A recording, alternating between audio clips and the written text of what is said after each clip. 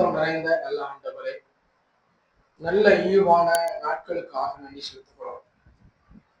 ஆண்டவரே, பகல் பொழுதிலே கர்த்தர் எங்களோடு கூட பேச வேண்டுமாய் சொல்லிக்கிறோம். ஆண்டவரே, கர்த்தருடைய வார்த்தை ஆண்டவரே எங்களை செயற்படுத்துகிறதும் எங்களை நேர்படுத்துகிறதும் எங்களை கர்த்தாவை கண்டித்து உணர்த்துகிறதும் எங்களை ஆறுதல் படுத்துகிறதும் எங்களை தேய்ச்சுகிறதுமா இருக்கிற ஆண்டவரே, இந்த காலை பொழுதிலே கர்த்தர் எங்களோடு கூட பேசுகிறார்கள்.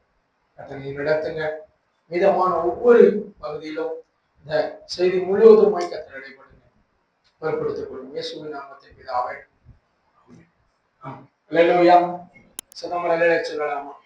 நல்ல கையை உயர்த்தி ஒரு நிலையா சொல்லுங்க. கர்த்தர் நல்லவர். எத்தனை பேர் சொல்ல முடியும்? சத்தாரமுண்டுங்க. கர்த்தர் நல்லவர். அல்லேலூயா. தேவனாகிய கர்த்தர் இந்த ஆண்டின் இறுதி நாட்களுக்குள்ளதாக கிருபையாய் நம்மை நடத்தி வருகிறார். அதற்காக என் ஆண்டவரை நான் ஸ்தோத்தரிக்கிறேன். இது நாம் இறுதி என்று சொல்லும் பொழுது இதற்கு வேதாகமத்திலே நல்ல ஒரு வார்த்தை உண்டு. இது கடைசி காலம். இது என்ன காலம்? கடைசி காலம். மத்தேயு சுவிசேஷ புத்தகம் 24ஆம் அதிகாரத்திலே நீங்கள் வாசித்து பார்க்கும் பொழுது இந்த கடைசி காலத்தை குறிப்பதான பல சம்பவங்களை இங்கு நாம் வேதத்திலே வாசிக்கிறோம். கடைசி காலம் எப்படிப்பட்டதா இருக்கும்? கடைசி காலத்திலே நீங்கள் அறிந்து கொள்ள வேண்டிய காரியம் என்ன?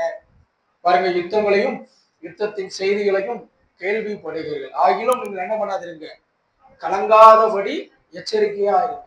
ஏன் எச்சரிக்கையா இருக்கணும்? இந்த உலகம் இந்த கடைசி காலத்தை குறித்து என்ன பண்ணுது? பயந்து கொண்டிருக்கிறது. கடந்த நாட்களில் நான் செய்தியில ஒரு காரியத்தை பார்த்தேன். கொரோனாவை போல பல மடங்கு பெரிதான ஒரு வைரஸ் ஒன்று பரவி வருகிறதா. நல்ல கவனிங்க, இப்படிப்பட்ட வியாதி மனிதனை மிக சீக்கிரத்திலே அழித்து விடுகிறது. கொரோனான்னா ஒரு குறிப்பிட்ட நாட்கள் என்ன பண்ணுவாங்க இருக்கணும். இது அப்படி இல்லை, அதை விட தீவிரமா இருக்கும். இப்படிப்பட்ட செய்திகளை கேட்கும் பொழுது உலகத்தின் மனிதனாய் இருப்போமானால் இல்ல உலகத்து மனிதர்கள் என்ன பண்ணுவாங்க? பயப்படுவாங்க. ஆனா கர்த்தர் நம்ம என்ன பண்றாரு? தைரியப்படுத்துறாரு. நீங்கள் கலங்காதபடி எச்சரிக்கையாய். வசனம் அழகாய் சொல்லுகிறது, இந்த கடைசி காலம். இந்த கடைசி காலத்திலே இப்படிப்பட்டதான சம்பவங்களை எல்லாம் நாம் வாசித்து, இப்படிப்பட்ட சம்பவங்கள் எல்லாம் நாம் தியானித்து தேவனடையில திரும்புகிற ஒரு மிகப்பெரிய ப்ராசஸ் நமக்கு இருக்க வேண்டும். இது கடைசி காலமா இருப்பதனால. ஆனால் நன்றாக கவனிங்கள், இந்த 2024 கடைசி.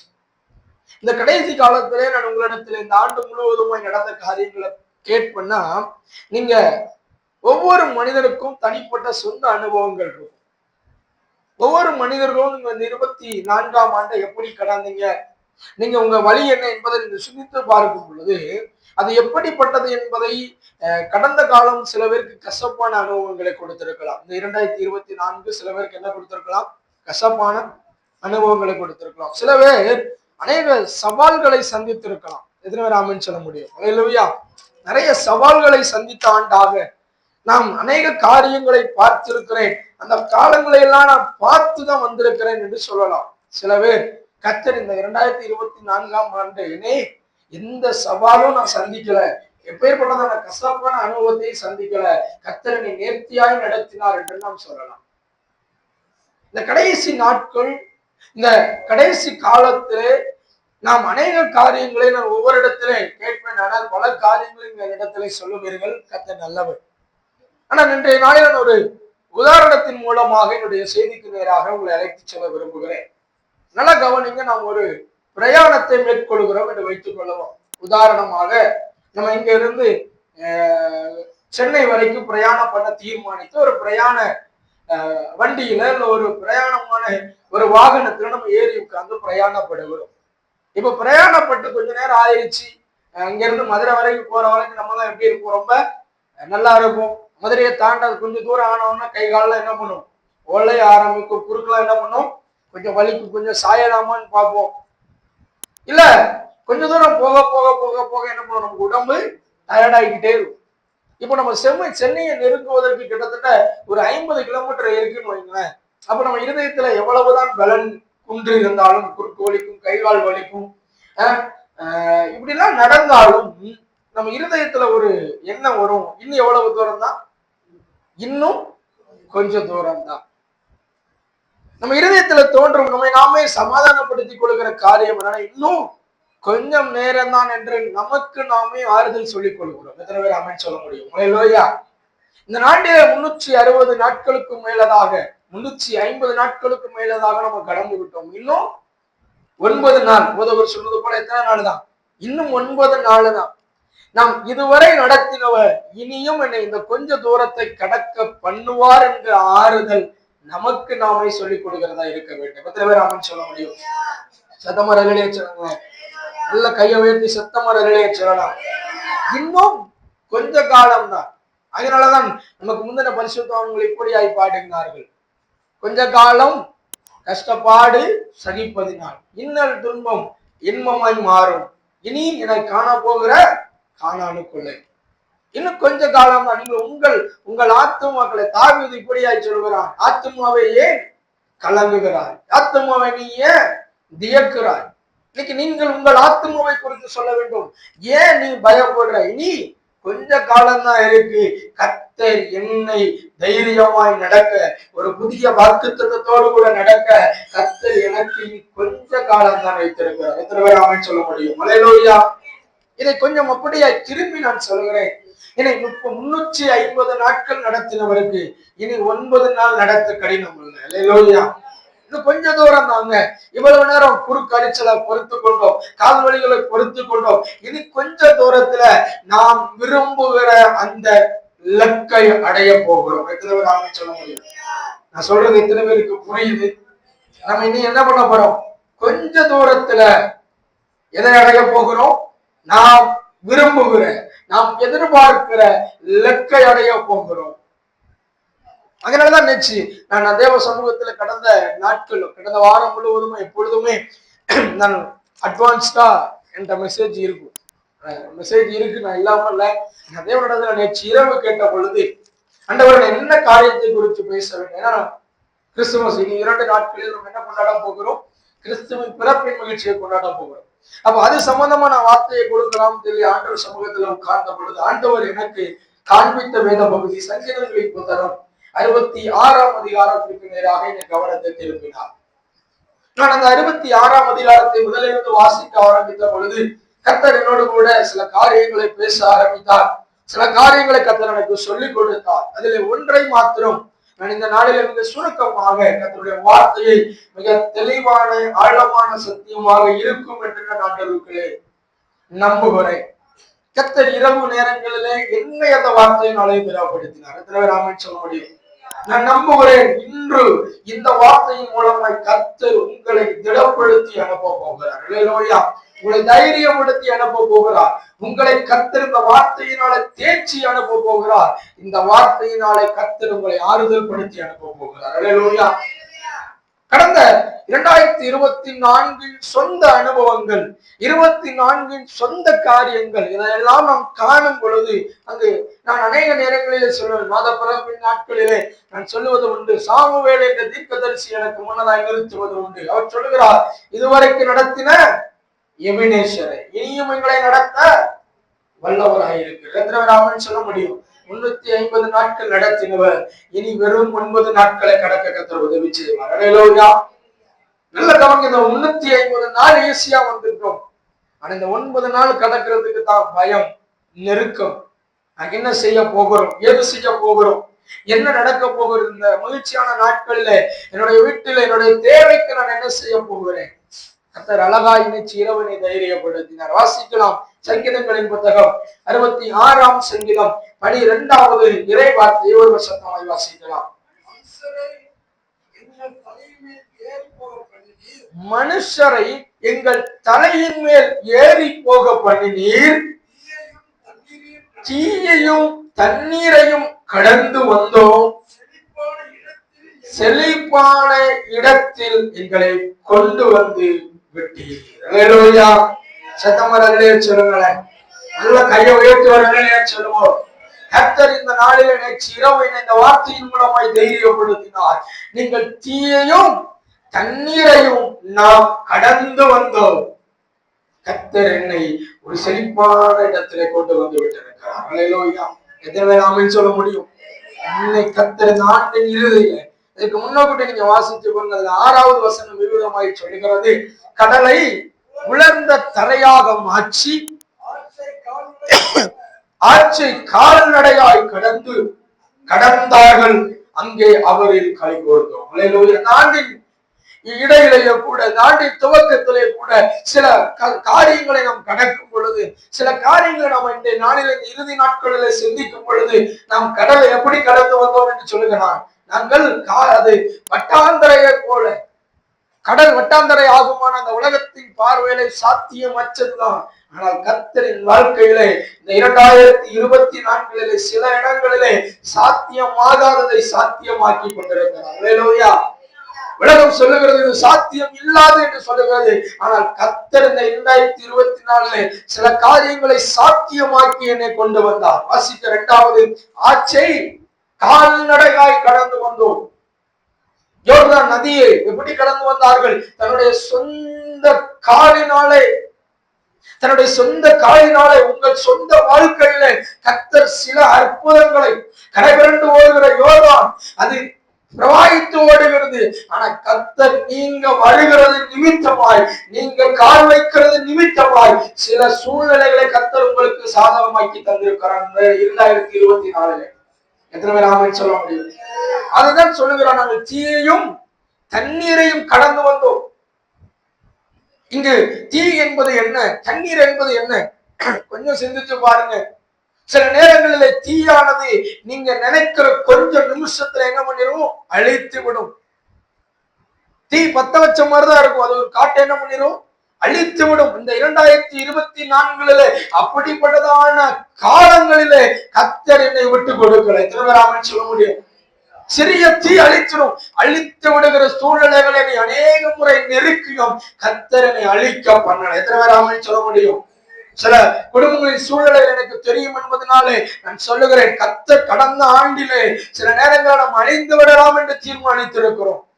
சில நேரங்களில் இந்த சூழ்நிலையை அழித்து விடுமோ என்று பயந்திருக்கிறோம். கர்த்தர் என்ன பண்ணல? விடல. அவர் கையை கடந்து வர பண்ணினார். 2வது தண்ணீர்னா பாருங்களேன், நீங்க சாதாரணமா நடந்து போனீங்கன்னா நடந்து போயிடலாம். சாதாரண நீங்க இடத்துல நடந்து போய் பாருங்க. கடந்த ஆண்டு கிறிஸ்துமஸ் நாட்கள்ல தண்ணீர்ல நடக்கும் போதுதான் அது என்ன பண்ணும்? வலிக்கும். அப்போ சில நேரங்கள் இந்த 2024 ஆண்டுல சில நேரங்களிலே வருத்தப்பட்டு நாம் நடந்திருக்கிறோம். எத்தனை பேர் ஆமென் சொல்ல முடியும்? 2024 நம்முடைய வாழ்க்கையை உருட்டுவதற்கு, ஒரு நாளை கழிப்பதற்கு அநேக வருத்தங்களை நாம் சம்பாதித்து அந்த வருத்தங்களை சுமந்து பாரப்பட்டு நடந்த நாட்கள் உண்டு. கர்த்தர் சொல்கிறார், அந்த தீயையும் அந்த தண்ணீரையும் நீங்க கடந்து வந்து இப்பொழுது செழிப்பான இடத்துல கர்த்தர் உங்களை கொண்டு வந்து வைத்திருக்கிறார். எத்தனை பேர் விசுவாசிக்கிறீங்க? சத்தமரங்களே சொல்லலாமா? நல்ல கையை வைத்து உடனே சொல்லலாமா? அளவாய் பேசினா ஒரு செழிப்பான இடத்துல நிற்கிறோம். ஒரு செழிப்பான இடத்தை கர்த்தரனை கொண்டு வந்து விட்டீர் என்று சங்கீதக்காரன் பாடுகிறான்.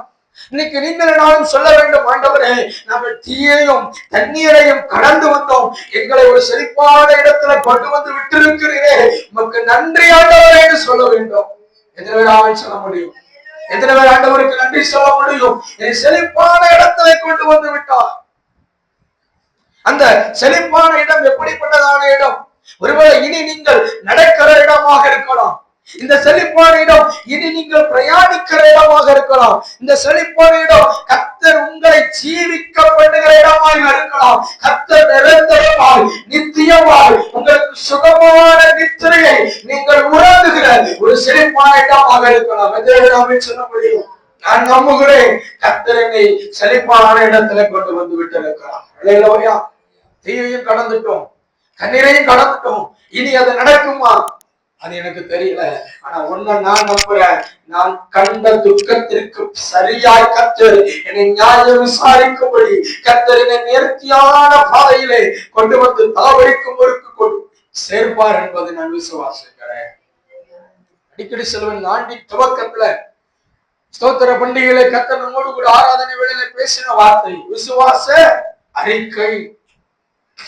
ஆபிரகாம் விசுவாச அறிக்கை பண்ணணும். கர்த்தர் அவன் காரியங்களை எல்லாவற்றையும் பார்த்து கொண்டான். இனி தண்ணீர் வருமா, இனி தீ வருமானா எனக்கு தெரியல.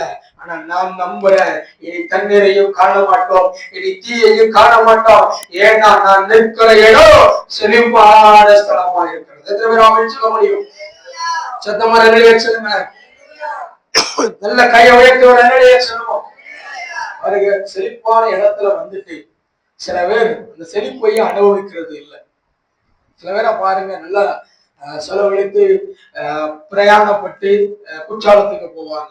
நம்ம குடும்பத்துல நடக்கிற நிறைய சம்பவம் தான். எல்லாரும் என்ன பண்ணுவாங்க, குற்றாலத்துக்கு போவாங்க. ஆனா அங்க போன என்ன பண்றது இல்லை, அறிவுல தலைய விடுறதே இல்லை. அதுக்கு நீ வராமையே, சத்தமா சொல்ல மாட்டேங்கல, நீ அதுக்கு வராமையே இவ்வளவு செலவு பண்ணி வண்டியில ஏறி கடைசி நேரம் அந்த நெருக்கத்தெல்லாம் சமாளிச்சு, அங்க ஒண்ணு இங்கிட்டு வாந்தி எடுக்கும், இங்கிட்டு ரெண்டு என்ன பண்ணும் கெட்டுச்சோறு அப்படின்னு அப்படியே போய்கிட்டே இருக்கலாம்.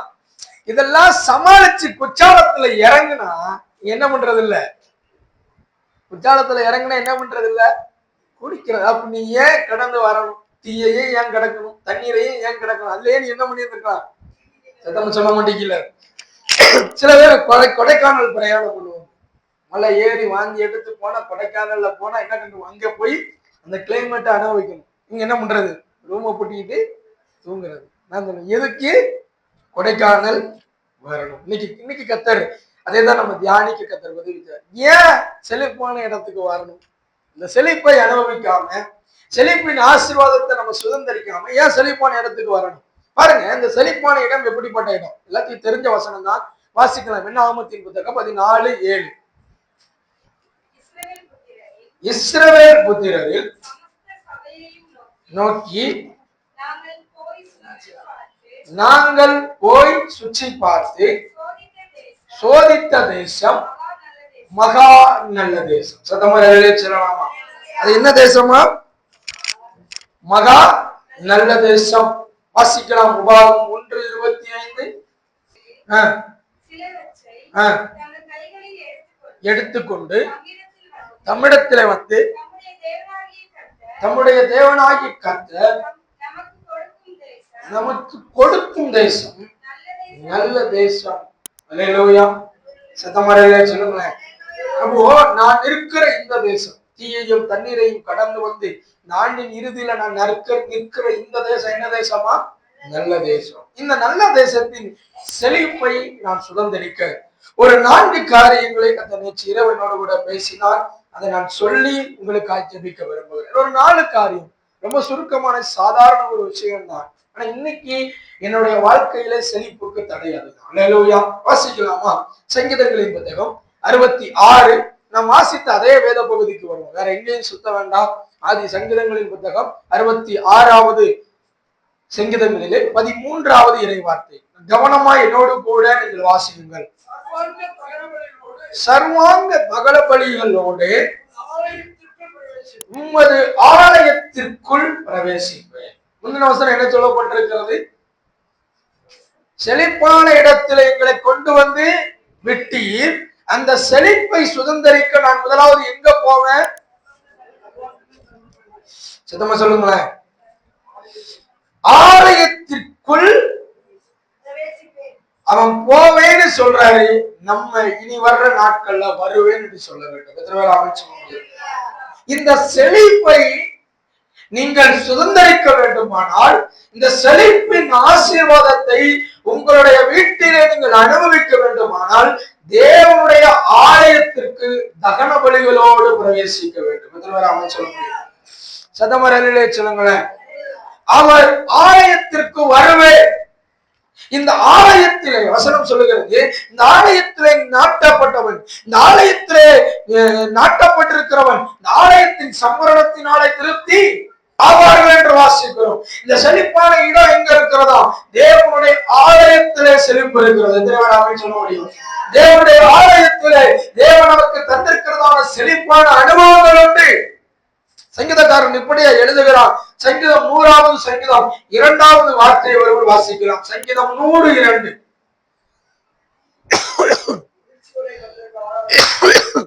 மகிழ்ச்சியோட கர்த்தருக்கு ஆராதனை செய்து ஆனந்த சத்தத்தோட அவருடைய சந்நிதியின் முன் வாருங்கள். 4வது வசனம். அவருடைய வாசல்களை துதியோடும் அவர் பிரகாரங்களில் மகிழ்ச்சியோடும் பிரவேசிப்பேன். அல்லேலூயா. இங்க ஆலயத்துக்குள்ள எப்படி வரணுமா? துதியின் சத்தத்தோடு கூட கடந்து வர வேண்டும். இந்த ஆலயம் செழிப்பை உண்டு பண்ணுகிற ஆலயம் என்று சொல்ல முடியும். அவருடைய சபதம். இன்னைக்கு நம்ம ஆலயத்துக்கு வருகிறோமா? செழிப்பு வேணும், செழிப்பான இடத்துல கர்த்தர் கொண்டு வந்து விட்டிருக்கிறாரு. ஆனா செழிப்பை சுதந்தரிக்க என் கால்கள் தேவனுடைய ஆலயத்தில் நாட்டப்பட்டதா இருக்க வேண்டும். நான் சொல்லல, இந்த சங்கீதக்காரன் அப்படியாகத்தான் சொல்லுகிறான். சர்வங்க தகன பலிகளோட நான் எங்க போய் நிற்பேன்? உம்முடைய ஆலயத்திலே, உம்முடைய ஆலயத்திற்குள் பிரவேசிப்பேன். சில பேர் சொல்லுவாங்க, நான் ஆலயத்துக்கு வராட்டாலும் நான் என்ன பண்றேன்? தேவ சமூகத்துல உட்கார்ந்துருந்துதான் ஜெபிக்கிறேன். நான் நல்லது வேண்டாம்னு சொல்ல மாட்டேன்.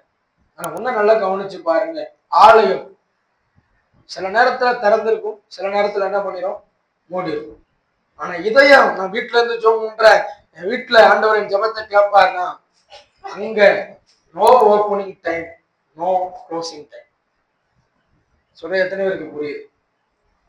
சிதம்பரம் சொல்ல மாட்டேங்கிறீங்களா? ஆலயத்துக்கு வந்தீங்கன்னா ஒரு உபவாச ஜெபமா இருக்கட்டும், ஒரு காத்திருப்பு ஜெபமா இருக்கட்டும், பைபிள் ஸ்டடியா இருக்கட்டும், ஒரு தேசத்துக்காக ஜெபிக்கிற ஜெபமா இருக்கட்டும், அது கொஞ்ச நேரம் தேவ சமூகத்துல நம்ம ஒரு 3 மணி நேரம் உத்தரவாதம் எடுத்து ஜெபித்து கடந்து போகும். அதே நீங்க வீட்டுல உட்கார்ந்துருந்தீங்கன்னு வச்சுக்கோங்களேன், ஆண்டவரோடு கூட பேசுறேன், டைரக்ட் டீலிங் அப்படின்னா ஹார்ட் டு ஹார்ட்னா அங்க no closing time, no opening time, any time அவரோடு கூட இருக்கும். நம்முடைய ஜீவியத்துல நான் ஆலயத்திலே தங்குவதையே தெரிந்து கொண்டேன் என்று ஆசைப்படுகிறோம். நான் எங்க தங்குவதை தெரிந்து கொண்டேன்? கர்த்தருடைய ஆலயத்துக்கு போவதையே நான் தெரிந்து கொண்டேன். இன்னைக்கு அந்த செழிப்பை சுதந்திரிக்க முதலாவது நம்ம எங்க இருக்கணுமா? ஆலயத்திற்குள் இருக்கணும். அந்த ஆலயத்துக்குள்ள எப்படி வரணும்? வெறுங்கைய வீசிட்டு, சொல்ல மாட்டீங்கல, வெறுங்கைய வீசிட்டு வரக்கூடாது. அவசரம் அழகா சொல்லப்பட்டிருக்கு, சர்வங்க தகன பலிகளோடு வரணும். இன்றைக்கு கர்த்தருக்கு நான் செலுத்துகிற, என் தேவனுக்கு செலுத்துகிற ஆராதனை துதி ஸ்தோத்திரங்களோடு கூட எங்க வரணுமா? நான் ஆலயத்துக்குள்ள பிரவேசிக்கணும். வெறுங்கைய வீசிட்டு சும்மா வந்துட்டு போறதுக்கு அல்ல தேவனுடைய ஆலயம். செழிப்பை சுதந்திரிக்க நான் முதலாவது எங்க இருக்கணுமா? ஆலயத்திற்குள் பிரவேசி. இரண்டாவது, அந்த செழிப்பு என் வாழ்க்கையில வரணும்னு வாசிக்கலாம். 14வது வசனம், 66:14, சங்கீதம் 66:14. என் இக்கட்டில் என் உதடுகளை திறந்து என் வாயினால் சொல்லிய பொருத்தனைகளை உமக்கு செலுத்துவேன். முதலாவது என்ன சொன்னாரு? அந்த செழிப்பை சுதந்திரிக்க ஆலயத்துக்கு வருவேன்னு சொன்னாரு. இரண்டாவது, இந்த செழிப்பை சுதந்திரிக்க நான் என்ன பண்ணுவேன்னா என் பொருத்தனைகளை நிறைவேற்றுவேன். என்ன பொருத்தனை பண்ணியிருக்கிறோம்? ஆபத்து நெருங்கும் பொழுது, இக்கட்டு நம்மளை நெருங்கும் பொழுது, ஆண்டவரே நீர் எனக்கு இந்த இக்கட்டில் விடுதலை செய்தா நான் இத பண்ணுகிறேன். நீர் எனக்கு நன்மை செய்தால் இதை நான் ஆண்டவருக்கு செய்கிறேன். நீர் என்னோடு கூட வந்தா, மோசே சொல்லுகிறான், ஆண்டவரே நீர் என்னோடு கூட வந்தா உம்முடைய ஜனத்திற்கும் என்னுடைய ஜனத்திற்குமான வித்தியாசம் காண்பிப்பேன் என்று சொன்னீரே, அந்த காரியம் நடக்கும்னு சொல்லிக்கிறான். நீ நம்ம எத்தனை முறை ஆண்டவர்கிட்ட பொருத்தனை பண்ணிருக்கிறோம்? ஆண்டவரே ராத்திரி ஜெபம் பண்ணும், ஆண்டவரே நான் தேவ சமூகத்துல தவறாம நான் ஆலயத்துக்கு கடந்து வரோம், ஆண்டவரே எத்தனை முறை நீங்க பண்ண பொருத்தனை, நான் பண்ண பொருத்தனை எனக்கு தெரியும். நீங்க என்னென்ன பொருத்தனை பண்ணிருக்கிறீங்க? கர்த்தருடைய ஆலயத்தோட என்னென்ன பொருத்தனை செய்திருக்கிறோம்? அந்த அண்ணன் ஒரு பொருத்தனை செய்கிற, ஆண்டவரே நீர் எனக்கு ஒரு குமாரனை தந்தால் நான் என் தேவைக்காய் அல்ல உங்களுடைய ஆலய பணிவிடைக்காய் அனுப்பி வைப்பேன் ஐயா. பொருத்தனையை நிறைவேற்றினார். இன்னைக்கு நான் ஆண்டவருக்கு செய்த பொருத்தனைகளை நிறைவேற்றுகிறவர்களா இருக்க வேண்டும். என்னென்ன பொருத்தனை பண்ணிருக்கிறோம்? நம்ம நெருக்கத்தில இருக்கும் பொழுது, இக்கட்டு, நான் வசனம் அழகா சொல்லப்பட்டிருக்குது, என் இக்கட்டில் நான் என் உதடுகளை திறந்து, யாரும் என்னை போர்ஸ் பண்ணல, ஊழியத்துக்கு வர்றதுக்கு நீ யாரும் போர்ஸ் பண்ணல. ஆனா நான் ஆண்டவர்கிட்ட சொன்ன, ஆண்டவரை நான் உங்களுடைய ஊழியத்திற்கு வருவேன்னு சொன்னேன். ஆனா காலங்கள் நான் அவரை விட்டு விலகி ஓடின பொழுது கர்த்தர் சில நெருக்கங்களை உண்டு பண்ணி என்னை ஊழியத்துல கொண்டு வந்து நிறுத்தினது உண்மையானால் நான் நம்புறேன், அவர் பொருத்தனைகளை நான் நிறைவேற்றும் பொழுது அவர் என்னை செழிப்பான இடத்துல கொண்டு வந்து நிறுத்துவார். அல்லேலூயா. ஞானஸ்தானம் எடுக்கும் பொழுது, அபிஷேகத்துக்காய் காத்திருக்கும் பொழுது, தேவ சமூகத்துல என்னென்ன பொருத்தனைகளை செலுத்திருக்கிறோம்? இதை செய்ய மாட்டாண்டவரே, இதை விட்டுரும் ஆண்டவரே, இதெல்லாம் எனக்கு அப்பாற்பட்ட ஒண்ணு ஆண்டவரே. இன்னைக்கு அது அப்பாற்பட்டு இருக்கா இல்ல என்னுடைய அப்பார்ட்மெண்ட்ல இருக்கா? கொஞ்சம் சிந்திச்சு பாருங்க. இதெல்லாம் எனக்கு வேண்டாம் ஆண்டவரே, இது எல்லாம் என்னை விட்டு நான் அப்புறப்படுத்தி விடுவேன். இன்னைக்கு அப்புறப்படுத்த வேண்டியதெல்லாம், தேவனுக்கு நான் செய்த பொருத்தனைகள் எல்லாம் அப்புறப்படுத்தாம என்னுடைய அப்பார்ட்மெண்ட்ல இருக்குமானால் நான் செழிப்பை சுதந்திரிக்க முடியாத அன்பு சபையாரை.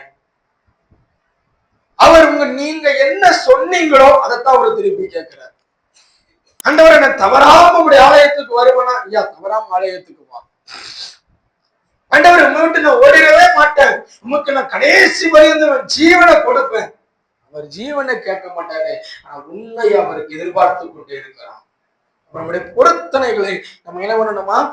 நிறைவேற்றணும். என் வாயினால் சொன்ன பொருத்தனை. உங்க வாயில என்னென்ன பொருத்தனை பண்றீங்க? ஆண்டவருக்கு இதை செய்வோம், ஆண்டவருக்கு அதை செய்வோம். உங்க வாலிப தம்பி தங்கச்சி ஆண்டவருக்கு ஏதாவது ஒப்பு கொடுக்கும். இன்னைக்கு அந்த பொருத்தனை எங்க இருக்கு? கொஞ்சம் சிந்திச்சு பாருங்க. செழிப்பான இடத்துல கர்த்தர் வச்சுட்டாரு. அவர் எனக்கு செய்த பொருத்தனைகளை அவர் என்ன பண்ணிட்டாரு? நிறைவேற்றி தீயையும் தண்ணீரையும் கடக்க பண்ணி என்னை செழிப்பான இடத்துல கொண்டு வந்து விட்டுட்டாரு. இந்த செழிப்பை நான் சுதந்திரிக்க, இந்த செழிப்பை நான் அனுபவிக்க என்ன பண்ணணுமா? பொருத்தனைகளை கர்த்தருக்கு செலுத்த மறந்துடாதீங்க. பொருத்தனை யாருடையது? அவர் கரத்திலோட. யாருக்கு பண்ணீங்க? யாரோட உடன்படிக்கை பண்ணுனீங்க? நீங்க ஞானஸ்தானத்துல யாரோட கூட உடன்படிக்கை பண்ணுனீங்க? உங்கள் பொருத்தனைகள், உங்களுடைய தீராத தேவனிடத்துல நீங்க சொன்ன காரியம், ஆண்டவர் இதை செய்ய மாட்டாம்பா. எனக்கு தெரிஞ்ச பல நேரங்கள்ல அநேக கன்வென்ஷன் கூட்டங்களுக்கு போகும் பொழுது அதிகம், ஆண்டவரை நான் எங்க வந்துடுறேன்? மிஷினரியா வந்துடுறேன் ஆண்டவரை, நான் வட இந்தியாவுக்கு போயிடுறேன் ஆண்டவரை. எங்க வீட்டு தெருவுக்கு பக்கத்துல இருக்கிற சபைக்கே வர முடியல, நம்ம எங்க போறோம்? சதமா சொல்ல மாட்டேங்கல. எத்தனை பொருத்தனைகள் நம்ம பண்ணிருக்கோம். கொஞ்சம் சிந்திச்சு பாருங்க. என் பொருத்தனை நான் யோசிக்கிறேங்க, உங்க பொருத்தனையும் நீங்க யோசிக்க. என்னென்ன பொருத்தனை கர்த்தருக்கு செலுத்தணும்? அதுல குறை உண்டானால் அந்த பொருத்தனைகளை நிறைவேற்றுகிறதுக்கு இந்த கடைசி நாட்கள்ல தீவிரப்படுங்க. கர்த்தர் சொல்லுகிறான், செழிப்பை உங்க வாழ்க்கையில கர்த்தர் கொண்டு வந்து செய்வார். அதுல வேற அவன் சொல்ல முடியும். மூன்றாவது அதே அதிகாரம் சங்கீதம் 66 15வது இரவதத்தை வாசிக்கலாம்.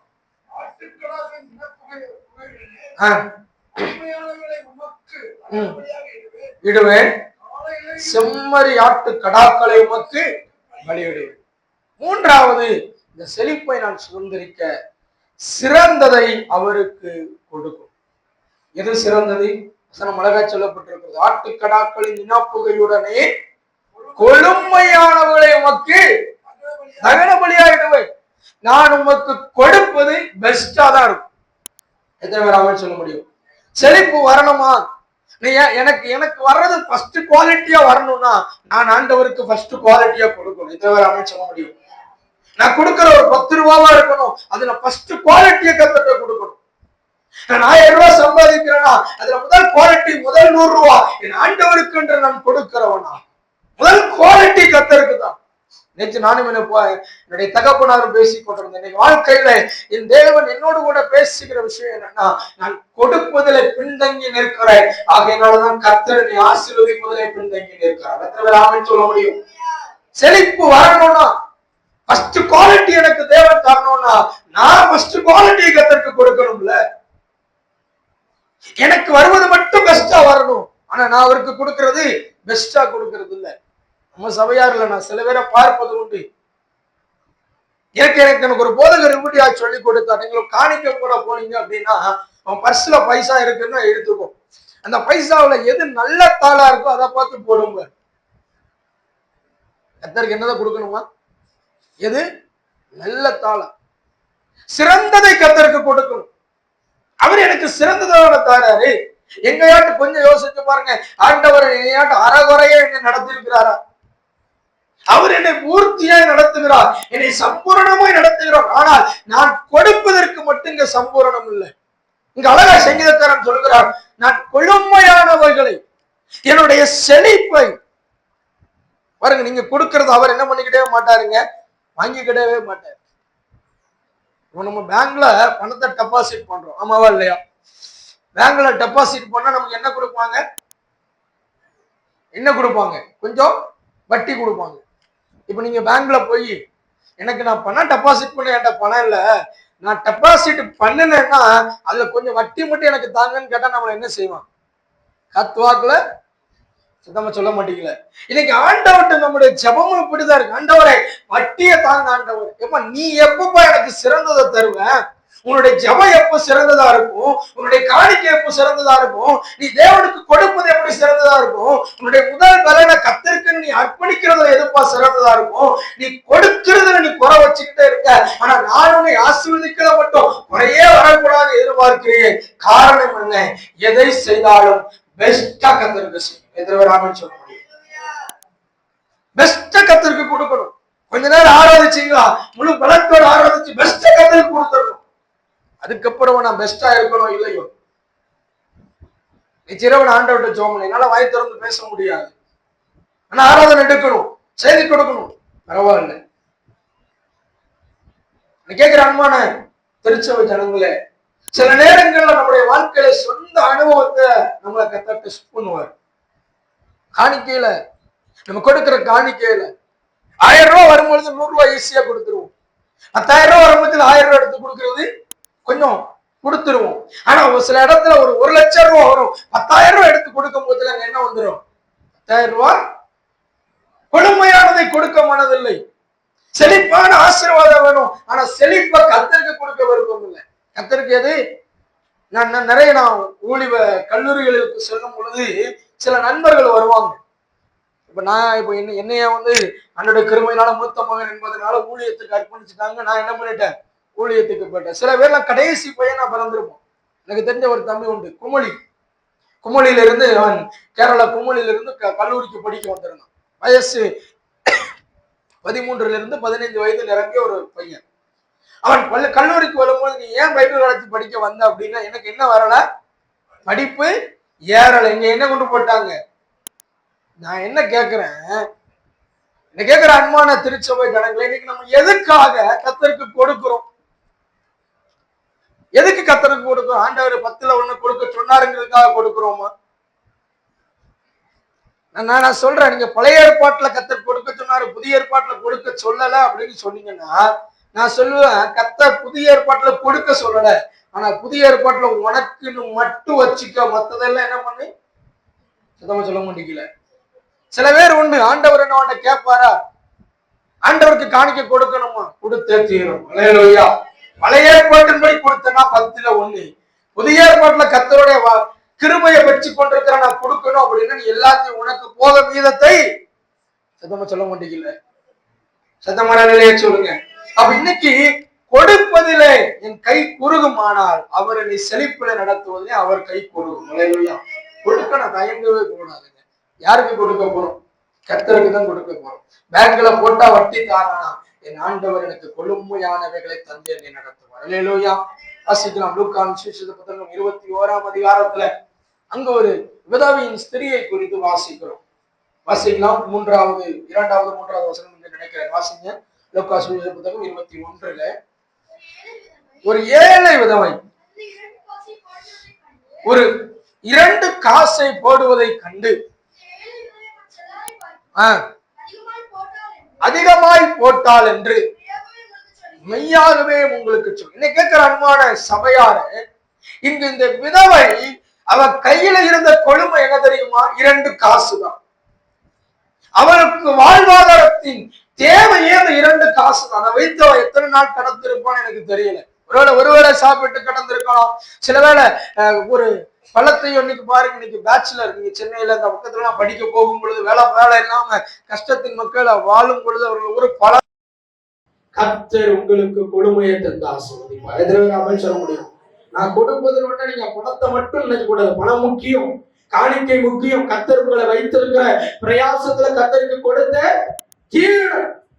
நான் வீட்டுல கொடுத்துட்டேன், எங்க அம்மாட்ட தானே சம்பளத்தை எல்லாம் கொடுக்க, எங்க அம்மா கொடுப்பாங்க. நீ கொடுக்கணும் கர்த்தருக்கு காணிக்கை.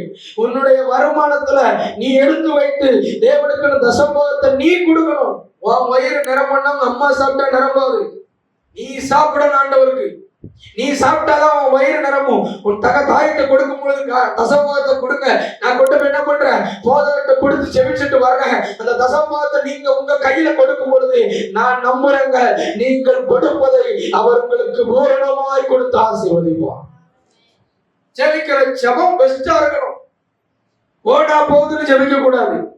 இன்னைக்கு ஒரு 3 அதிகாரம் கட்டாயமும் வாசிக்கணும் அப்படின்னு சும்மா உட்கார்ந்து இருந்த 3 அதிகாரத்தை வாசிக்க கூடாது. அதுல பெஸ்டா கத்தருக்கு கொடுக்கணும். 3 அதிகாரம் வாசிக்க பெஸ்டா வாசிக்கணும். எவ்வளவு நேரம் ஆகும்? 3 அதிகாரம் வாசிக்கிறதுக்கு அதிகபட்சமா எவ்வளவு நேரம் ஆகும்? 5 நிமிஷத்துல இருந்து நீங்க இன்னும் ரொம்ப வாசிக்க தெரியாம பொறுமையா வாசிச்சா 10 நிமிஷம் தான். இந்த 3 அதிகாரத்தை நீங்க கத்தருக்கு கொடுக்கிற இந்த 10 நிமிஷத்தை பெஸ்டா கொடுங்க. போனா போகுதுன்னு இல்ல, போனா போகுதுன்னு ஆலயத்துக்கு வர வேண்டாம். சொல்ற எத்தனை பேருக்கு புரியுது? போனா போகுதுன்னு இங்க வர வேண்டாம், ஆலயத்துக்கு வர வேண்டாம். ஆண்டவருடைய தேடவே இல்லை. ஆலயத்துக்கு போகலன்னா வாழ்க்கை முடிஞ்சிடும். என் ஜீவியம் இருக்காது. கர்த்தர் ஆசீர்வாதம் எனக்கு வேணும், செழிப்பு நான் சுதந்திரிக்கணும்னா ஆலயத்துக்கு வருவதையே நான் தெரிந்து கொள்ள வேண்டும். அல்லேலூயா. 3 காரியம் சொன்ன. முதலாவது சொன்ன, நாம் செழிப்பான இடத்துல கர்த்தர் கொண்டு வந்து விட்டுட்டாரு. செழிப்பை சுதந்திரிக்க நான் முதல்ல என்ன செய்யணும்? கர்த்தருடைய ஆலயத்திற்கு வரணும். 2வது பொருத்தனைகளை நிறைவேற்றணும். 3வது கொழுமையானதை கத்தருக்கு கொடுக்கணும். போனா போகுதுன்னு கொடுக்காத. உன் நேரம் உனக்கு எவ்வளவு முக்கியமோ அதை விட உனக்கு ஜீவன் தந்தவர் அவருக்கு உன் நேரம் ரொம்ப முக்கியம். அல்லேலூயா. இன்னைக்கு நிறைய இன்னைக்கு யங்ஸ்டர்ஸ் 2K கிட்ஸ் உழைக்கிறோம், வேலை பார்க்கிறோம், என்ன இல்ல நேரம் இல்லை. நாங்க போய் படுக்கிறதே 1 மணி 2 மணி தான். ஏன் 1 மணி 2 மணி ஆகுது? பெட்ல படுத்தா பரவாயில்ல, செல்போனோட படுத்தா 1 மணி ஆகும், 2 மணி ஆகும். நீ கேட்கிற அன்பான இறைமக்களை ஒன்றை புரிந்து கொள்ள வேண்டும். நல்ல கவனிக்க. செழிப்பு வேணும்னா நம்ம என்ன பண்ணணும்? கொடுமையானதை கத்தருக்கு கொடுக்கணும், பெஸ்ட கொடுக்கணும். 4வது வாசிக்கலாம். 6வது 16வது வசனம். தேவனுக்கு பயந்தவர்களே, தேவனுக்கு பயந்தவர்களே, எல்லாரும் வந்து கேளுங்கள். நீங்கள் எல்லாரும் வந்து கேளுங்கள். அவர் என் ஆத்துமாவுக்கு செய்ததை சொல்லுவேன். 3வது செழிப்பு வேணுமா? இந்த செழிப்பை மற்றவர்களுக்கு சொல்லணும். அல்லேலூயா. சித்தமரங்களே சொல்லுங்களேன். செழிப்பு சொல்லணும்.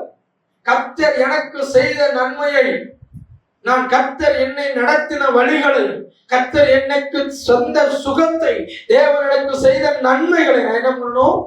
சொல்ல தவறவே கூடாது.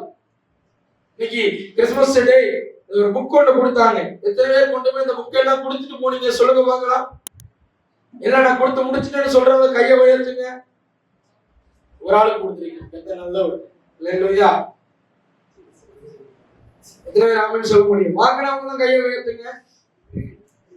சர்ச்சில் வைக்க இடம் இல்லை, அதனால என்ன பண்ணுவோம்? ஆளு கொஞ்சம் கொஞ்சம் பிரிச்சு வீட்டுல கொண்டு போய் வைங்கன்னு பாஸ்ட் கொடுத்தாங்க. அப்படிதானே?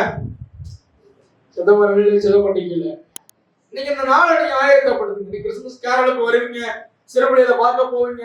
போகும்போது ஒரு கையில அந்த புக்கை எடுத்து 4 பேருக்கு கொடுங்க. கொடுத்ததுனால உங்களை யாரும் என்ன பண்ண மாட்டாங்க? சுத்தமா சொல்ல மாட்டீங்கல்ல. கொடுக்கறதுனால உங்களை யாரும் என்ன பண்ண மாட்டாங்க? அடிக்க மாட்டாங்க. அப்படியே அடிச்சாலும் அவருக்கு காய்ப்பட்ட பாடுகள் பரலோகத்தில் உங்களுக்கு பிரதிபலனாய் வந்து சேரும். சொல்ல முடியும். அப்போ 4வது நான் என்ன பண்ணணுமா? செழிப்பை மற்றவர்களுக்கு கொடுக்கணும். அந்த செழிப்பை மற்றவர்களுக்கு சொல்லி கொடுக்கணும். பாருங்க, நிறைய நேரங்கள்ல வாட்ஸ்அப் குரூப்ல நம்ம இருப்போம். அதாவது எதுல இருக்கமோ இல்லையோ, சுத்தமா சொல்ல மாட்டீங்கல்ல, எங்க நமக்கு அக்கௌண்ட் இருக்கோ இல்லையோ வாட்ஸ்அப்ல என்ன இருக்கும்? நாங்க கல்லூரி படிக்கும் போதுல சொல்லுவோம், பேங்க்ல அக்கௌண்ட் இருக்கோ இல்லையோ, காலேஜுக்கு எக்ஸாப்ல இருக்க டீ கடையில அக்கௌண்ட் இருக்கும். சுத்தமா சொல்ல மாட்டீங்கல்ல. அதே மாதிரி இன்னைக்கு எங்க குரூப் இருக்கோ இல்லையோ, வாட்ஸ்அப்ல குரூப்புக்கு பஞ்சமே கிடையாது. அந்த குரூப்ல சில நேரம் ஒரு மெசேஜ் வரும், ஒரு கிஃப்ட் பாக்ஸோட வரும். இந்த கிஃப்ட் பாக்ஸை பார்த்தோம்னா நம்ம என்ன பண்றது? ஷேர். ஒரு பெரிய கிஃப்ட் வரப்போகுது, என்ன பண்றது? ஒரு 10 பேருக்கு ஷேர் பண்ணு. உட்கார்ந்து சமைச்சுட்டு இருந்தாலும் சரி, சில பேர்னா ஷேர் நடக்கும். எத்தனை ஷேர் இருக்கிற அவ்வளவு பேருக்கு ஷேர். எதுக்கு? நமக்கு ரீசார்ஜ், இந்த மாசம் ரீசார்ஜ் கிடைச்சிடும் போட்டிருக்கும். இல்ல இந்த உங்களுக்கு என்ன பண்ண, ஒரு டோக்கன் கிஃப்ட் வரும், உடனே என்ன பண்றது? ஷேர் பண்றது. சாதாரண செழிப்பையே ஷேர் பண்றவங்க, தேவன் எனக்கு செய்த நன்மைகளை நம்ம எத்தனை நேரம் வாட்ஸ்அப்ல ஷேர் பண்ணிருக்கோம்? ஒரு பாட்டு போட்டா பாட்டை ஷேர் பண்ணி 300 வியூஸ் வருது. டெய்லி ஒரு மெசேஜ் நம்ம யூடியூப் சேனல்ல அப்லோட் செய்யப்படுது. அதை யாருமே என்ன பண்றது இல்ல, பார்க்கறதும் கிடையாது, அதை கேட்கறதும் கிடையாது, அதை ஷேர் பண்றதும் கிடையாது. இந்த மாதிரி சொல்ல முடியல. செழிப்பு வேணும், ஆனா என்ன பண்ண மாட்டோம்? செழிப்பை எதெல்லாம் ஷேர் பண்ணுவோம். நீங்க Facebookல ஸ்க்ரோல் பண்ணிட்டு இருக்கும் பொழுது, இல்ல இன்ஸ்டால ஸ்க்ரோல் பண்ணிட்டு இருக்கும் பொழுது, உங்க இருதயத்துக்கு பிடிச்சது வந்துச்சுன்னா உடனே என்ன பண்றது? அதை டவுன்லோட் பண்றது, ஷேர் பண்றது. கர்த்தருடைய வார்த்தையை என்ன பண்றது இல்ல. நான் கேட்கிறேன், டெய்லியும் என் நண்பர்களுக்கோ இல்ல என் உறவினர்களுக்கோ யாருக்கோ நான் டெய்லி ஒரு வசனம் அனுப்புறோம்னு சொல்றவங்க கையை உயர்த்துக்க பார்ப்போம். இல்லையோ ஒரு ஆத்மா தான் இருக்கு வசனம் அனுப்புற ஆத்மா. நம்ம உபயோகப்படுத்துற மொபைல் போன்ல ஒரு நாளைக்கு 100 SMS ஃப்ரீ. எத்தனை SMS ஃப்ரீ? எதுக்கு அது? வாட்ஸ்அப்ல ஒரு நாளைக்கு எத்தனை ஜிபி? 1.5 GB, 1 GB அதிகபட்சமா. இந்த 1 GB நம்ம எதுக்கு யூஸ் பண்றோம்? அந்த 1 GB எனக்கு அந்த 1 GB அமௌண்ட போடுறதுக்கு கர்த்தர் உதவி செய்யணும். சில பேர்லாம் ஜெபம் பண்ணுவாங்க, ஆண்டவரே ரீசார்ஜ்க்கு என்ன பண்ணுங்க? உதவி செய்யுங்க. இன்னைக்கு ரீசார்ஜ் இல்லைன்னா வீட்டுல சோறு இருக்கோ இல்லையா, உடம்பு ரீசார்ஜ் இல்லை, உடனே என்ன பண்றது? தூக்கிட்டு இருக்கணும், எழுப்புறது, எங்கேயாட்டு பிரயாணம் பண்ணிட்டு இருக்கணும், போடுறது, பக்கத்துல வாங்கி ஏன் ரீசார்ஜ் பண்ணு 1 GB. எதுக்கு அந்த செழிப்பு? நான் செழிப்பை பெற்றேன், ஆனால் அந்த செழிப்பை மற்றவர்களுக்கு என்ன பண்ணணுமா? பகிரணும். இங்க வசனம் அழகாய் சொல்லுகிறது, தேவனுக்கு பயந்தவர்களே நீங்கள் எல்லாரும் வந்து கேளுங்கள், அவர் என் ஆத்துமாவுக்கு செய்ததை சொல்லுவேன். யாரு? செழிப்பான இடத்துல நிக்கிறவன் சொல்றான். செழிப்பை அனுபவிக்க வேண்டும், அந்த செழிப்பை வாழ்க்கையில வரணுங்கிறவன் சொல்றான். இந்த செழிப்பை நான் என்ன பண்ணணுமா? மற்றவர்களுக்கு பகிர்கிற ஒரு மனிதனா இருக்க வேண்டும். வர கிறிஸ்துமஸ் நாட்கள், கடந்த ஆண்டுக்கு முந்தின ஆண்டு செய்தியை பாத்தீங்கன்னா தெரியும். கிறிஸ்துமஸ் நமக்கு எப்படி இருக்கணுமா? பகிர்கிற கிறிஸ்துமஸ். நீங்க எல்லாரும் சொல்லுவாங்க கிறிஸ்துமஸ் என்ன பண்ணணும்? பகிரணும். என்ன பகிர்றோம்? ஒரு கேக்க பகிர்றோம், இனிப்ப பகிர்றோம், வேற என்ன பகிர்றோம்? ஹாப்பி கிறிஸ்துமஸ் அப்படின்னா என்ன அர்த்தம்? சொல்லுங்க பார்க்கலாம். ஹாப்பி கிறிஸ்துமஸ்னா என்ன அர்த்தம்? இதை சொல்ல முடியல. ஹாப்பி கிறிஸ்துமஸ் அப்படின்னா என்ன அர்த்தம்? சந்தோஷமான. யாருக்கு? இந்த ஆண்டு கர்த்தர் எனக்கு கிறிஸ்துமஸ் அன்னைக்கு கொடுக்கிற செய்தி இதுதான். செய்தியுடைய தலைப்பு இதுதான், ஞாபகம் வச்சுக்க. இன்னைக்கு நம்ம என்ன பண்றோம்? ஹாப்பி கிறிஸ்துமஸ் சொல்றோம். யாருக்கு ஹாப்பி கிறிஸ்துமஸ்? அப்ப எதை நாம் பகிர்கிறோம்? Happy Christmas. கிறிஸ்து பிறந்தார். ஒவ்வொரு ஆண்டு சொல்ற கிறிஸ்து பிறந்தார்னு. இந்த உலகத்துல என்ன அறிவு கட்டினது போல கிட்டத்தட்ட 60க்கு மேற்பட்ட மனிதனுக்கு தெரியும் கிறிஸ்து பிறந்தார். இந்த மொழியில சொல்ல முடியல. நம்ம மறுபடியும் என்னதான் சொல்றோம்? கிறிஸ்து பிறந்தார். ஆராதனை முடிஞ்சு செய்தியை கேட்டுட்டு கையை குலுக்கிட்டு என்ன பண்றோம்? கிறிஸ்து பிறந்தார். யாருக்கு பிறந்தார்? எதுக்கு பிறந்தார்? எப்படி பிறந்தார்? எந்த நோக்கத்திற்காக பிறந்தார்? அதை இன்னைக்கு பகிர நம்ம தவறி விடுகிறோம். அதனாலதான் சில போதகர்கள் சொல்றாங்க, இந்த கிறிஸ்துமஸ் ஆடம்பரமாய் மாறிவிட்டது, இன்னைக்கு அலங்காரமாய் மாறிவிட்டது, இன்னைக்கு இந்த கிறிஸ்துமஸ் ஒரு அலங்கரிப்பாய் மாறிவிட்டது, அர்ப்பணிப்புகளை கொண்டு போய் நிறுத்தவே இல்லைன்னு சொல்றாங்க. சொல்ல முடியும். அர்ப்பணிப்பு இல்ல. இன்னைக்கு செழிப்பு வேணும், செழிப்பு எனக்கு எல்லாம் பெஸ்டா வேணும், ஆனா பெஸ்டா கொடுக்கிறது இல்லை.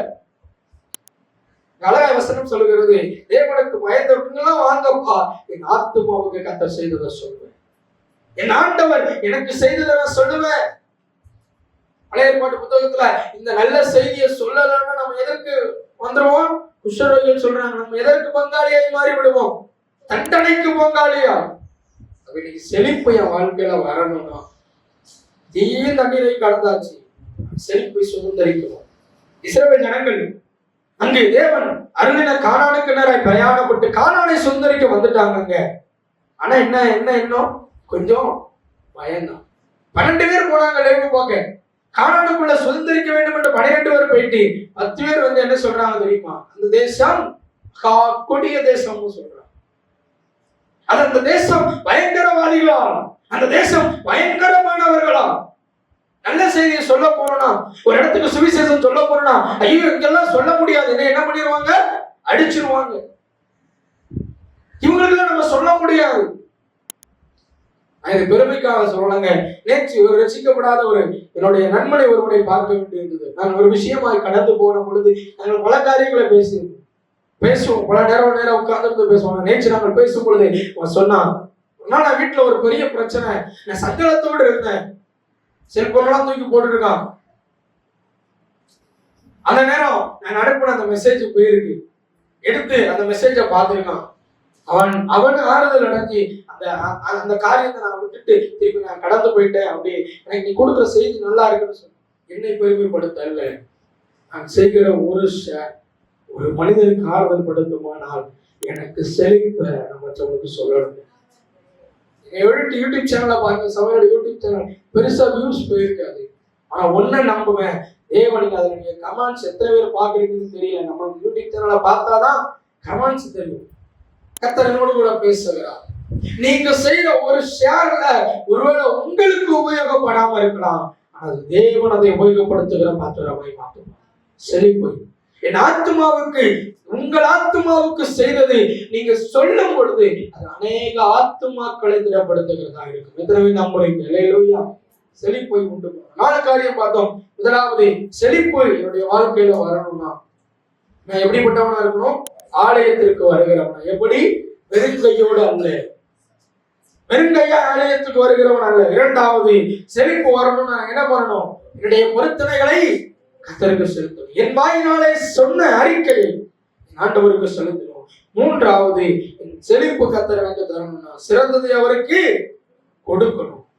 நான்காவது, செழிப்பு எனக்கு வேணும்னா அந்த செழிப்பை மற்றவர்களுக்கு பகிரணும். என் ஆத்துமாவுக்கு கர்த்தர் செய்ததை நான் சொல்ல வேண்டும். அப்படியே கண்களை மூடணும். ஆண்டவருடைய சமூகத்துல நம்ம ஜெபிப்போம்.